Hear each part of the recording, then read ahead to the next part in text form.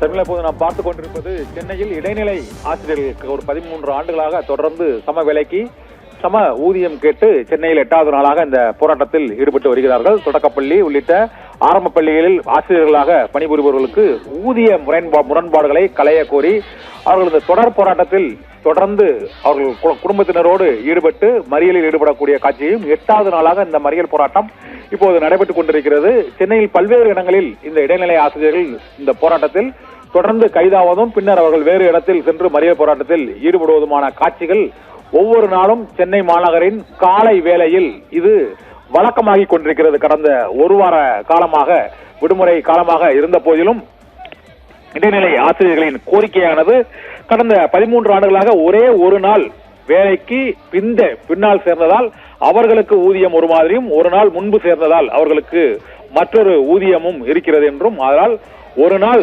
இடைவெளியில் வேலைக்கு சேர்ந்தவர்களுக்கு இடையே ஒரே வேலை, அதாவது இடைநிலை பள்ளி ஆசிரியர்களாகத்தான் அவர்கள் பணிபுரிகிறார்கள், அதே பாடத்திட்டத்தை தான் எடுக்கிறார்கள்.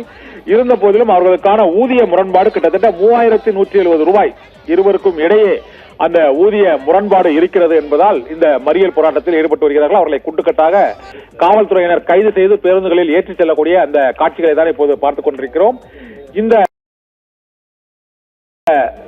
இடைநிலை ஆசிரியர்களின் தொடர் போராட்டத்தால் சென்னையின் பல்வேறு பகுதிகளில் அங்கு அலுவலகங்கள் மற்றும் மாநகராட்சி ஆணையர் இல்லம் மற்றும் பள்ளி கல்வித்துறை வளாகம் அமைந்துள்ள பகுதி உள்ளிட்ட பல்வேறு இடங்களிலும் மாவட்ட ஆட்சியர் அலுவலகத்திற்கு முன்பாகவும் இடைநிலை ஆசிரியர்கள் இந்த தொடர் போராட்டத்தில் ஈடுபட்டு வருகிறார்கள். 8வது நாளாக போராட்டத்தில் ஈடுபட்டு வரும் ஆசிரியர்களை கைது செய்து பேருந்துகளில் அழைத்து சென்று அவர்களை அப்புறப்படுத்தக்கூடிய அந்த காட்சிகளை தான் இப்போது நாம் பார்த்துக் கொண்டிருக்கிறோம்.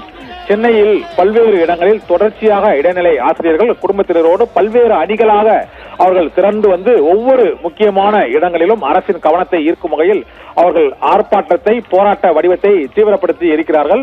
ஊதிய முரண்பாடை களைய வேண்டும் என்றும் சம வேலைக்கு சம ஊதியம் வழங்க வேண்டும் என்றும் ஒரே ஒரு நாள் இடைவெளியில் வேலைக்கு சேர்ந்த ஆசிரியர்களுக்கு ஊதிய முரண்பாடு பல ஆயிரம் இருப்பதால் அவற்றை களைந்து சம வேலைக்கு சம ஊதியம் வழங்க வேண்டும் என்று 13 ஆண்டுகளாக தொடர்ந்து தங்களது கோரிக்கைகளை வலியுறுத்தி வருகிறோம் என்றும் இந்த முறை அதை நிறைவேற்ற வேண்டும் என்ற வலியுறுத்தி அந்த போராட்டத்தை தீவிரப்படுத்தியிருக்கிறார்கள். அந்த காட்சிகளை தான் நாம் இப்போது பார்த்துக் கொண்டிருக்கிறோம். சர்மிளா,